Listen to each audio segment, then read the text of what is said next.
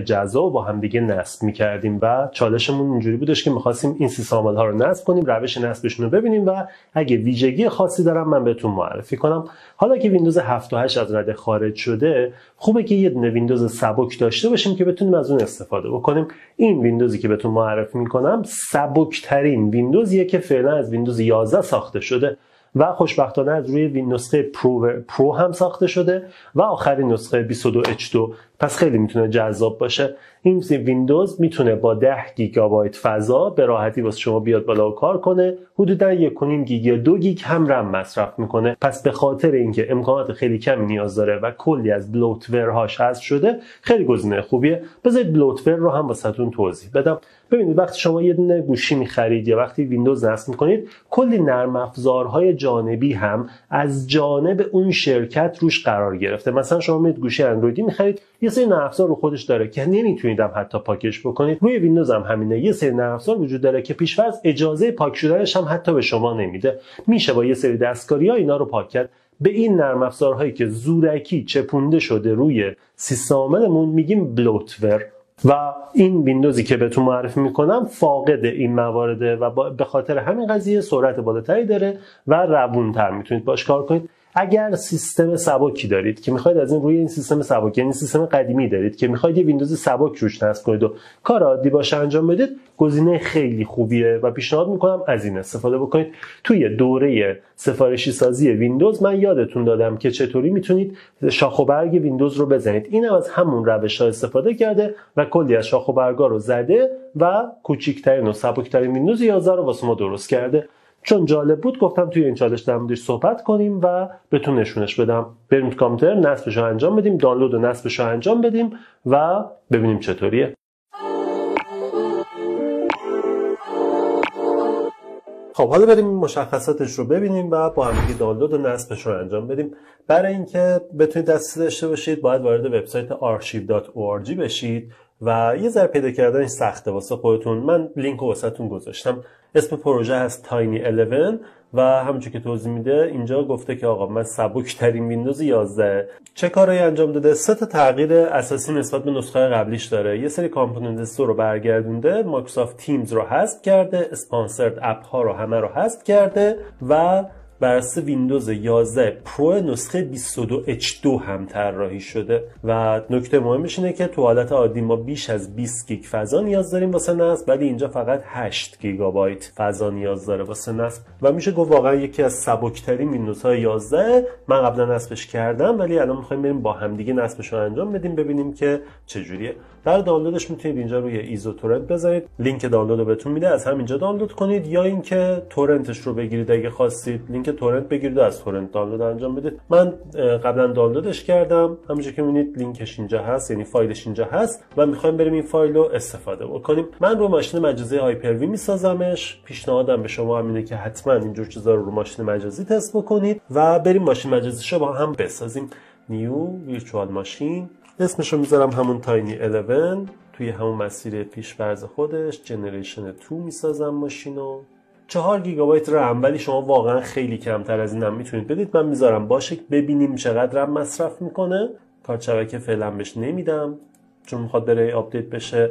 یه هارد میخوایم توی این مسیر بسازه، ولی من این واسه اینکه قراقاتی نشه برگشتم اینجا یه فولدر بسازم. بذارید توی این فولدر Tiny11 باشه که به هم نریزه و قراقاتی نشه. اینو میذارم داخل این فولدر بره نصب رو انجام بده و اینجا میگم که برو توی این مسیر. خب فقط اینجا نمیام حجم رو بذارم 127 گیگابایت، حجمش رو کمتر میخوام بذارم. اونجا گفته بود 8 گیگ لازم داره، من اتفاقا 10 گیگ بیشتر نمیخوام بذارم. میخوام ببینم واقعا رو هارد دیسک 10 گیگ میشه نصب بشه یا نه، چون خود ویندوز هم گیر میده زیر 20 گیگ نباشه احتمالاً. بریم ببینیم که چی میشه و میگه که فایل ایزو رو بهم بده. فایل ایزو رو مسیرش رو بهش میدم. اینم مسیر فایل ایزومه. فایل ایزو رو انتخاب میکنم، نکست و فینیش. فقط دقت کنید چون میخوام ویندوز 11 نصب بکنم، ویندوز 11 یه سری پیش نیازها هم داره، ریکوایرمنتساشو این نپیچونده، احتمالاً باید بریم اونها رو هم درستش بکنیم. پس چیکار میکنم؟ میام اینجا سکیور بوت، این رو تراست پلتفرم ماژول رو روشن میکنم واسش. 4 تا هسته پردازشی گرفته که اوکیه، حتی میتونم تعداد هسته رو کمتر کنم، 2 تا هسته هم کافیه و اوکی میکنم. همه پیش نیازها رو دارم، ماشینمو کانکت میکنم و استارت. خب صفحه اول که یه ذره تغییر کرده، اگه ببینید این گزینه این پایین وجود نداره واسه اینکه ریپیر و اینا معنی نداره و میخواد بره نصب انجام بده. قوانین رو قبول میکنم، نکست. خب نگاه کنید یه 10 گیگ آورده و میگه که برای نصب ویندوز شما 52 گیگ یا بیشتر نیاز دارید فضا. میگم اوکی، رو همین 10 گیگ بزن ببینیم میتونید نصب انجام بدی یا نه. ساخت، نکست رو میزنم و رد میشه. درسته میگه 52 گیگ نیاز دارم ولی 10 گیگ گذاشتم رد میشه. اینم بدونید چون هایپر ویه من بعدا میتونم خیلی راحت بیام دیسکم رو ادیت کنم و فضاش رو بزرگتر کنم.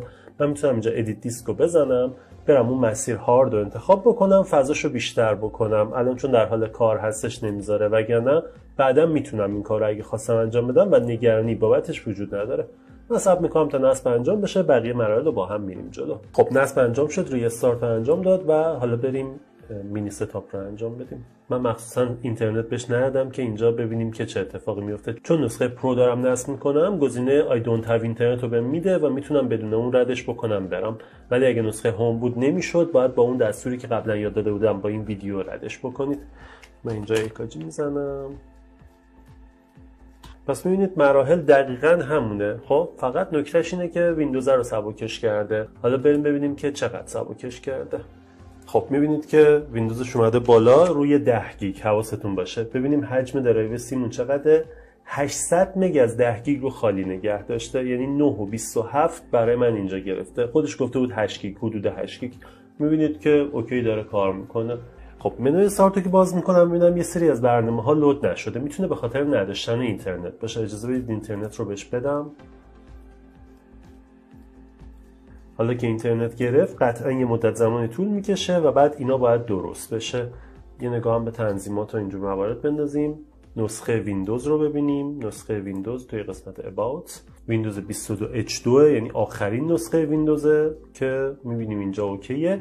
یه نگاه هم به مقدار مصرف رممون بندازیم. تسک منیجر رو باز میکنم. خب نگاه کنید من 4 گیگ رم بهش داده بودم و از 4 گیگ رم الان 85% رو میگه مصرف کرده. بریم تو تب پرفورمنس توی قسمت مموری میبینیم که نه 1.5 گیگابایت رم مصرف کرده و بقیهش خالیه. خیلی خوبه دیگه. 1.5 گیگ رم مصرف کردن، 1.5 گیگ رم مصرف کرده، 400 خورده ایش رو رزرو کرده که داره استفاده میکنه و با یه مقدار رم خیلی کم داره این کار رو انجام میده. ویندوزمون آمده بالا. این سبکترین ویندوز 11. گفتم توی این چالش ویدیو خوبی میشه. احتمالاً خیلی‌ها شاید دنبال اینجور چیزی باشن، بخوان ویندوز 11 رو روی کامپیوتر قدیمی نصب بکنن و دنبال ویندوز سبک باشن.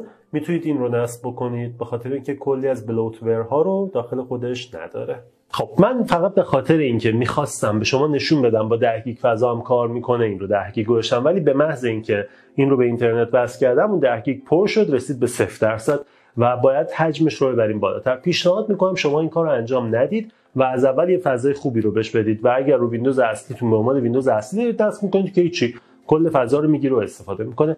ولی اگر خواستید حالا فضا رو دادید و خواستید این دیسک رو دوباره بزرگتر بکنید، میتونید از گزینه ادیت دیسک این کار رو انجام بدید. توی دوره هایپر وی این ویدیویی که اینجا میبینید کامل این موارد رو بهتون توضیح دادم. میتونید از اونجا اضافهش کنید، بعد برید از توی دیسک منیجمنت بهش اختصاص بدید. اگرم تو دیسک منیجمنت رفتید و دیدید که یه فاصله ریکاوری افتاده بینش و اینو نمیشه بهش اختصاص داد، با ویدیو مینی تول و ویدیوهای دیگه‌ای که ساختم میتونید به راحتی این کارو انجام بدید و اون رو جابجا کنید و دیسک بزرگی داشته باشید. ولی اگر میخواید به صورت درست‌حسابی استفاده کنید، ترجیحاً از اول فضای درستی رو بهش اختصاص بدید. امیدوارم ویدیو به درتون خورده باشه. چون ویندوز 7 و 8 دیگه ساپورت نمیشه، گفتم این رو بسازم که بتونید ازش اگه خواستید استفاده کنید.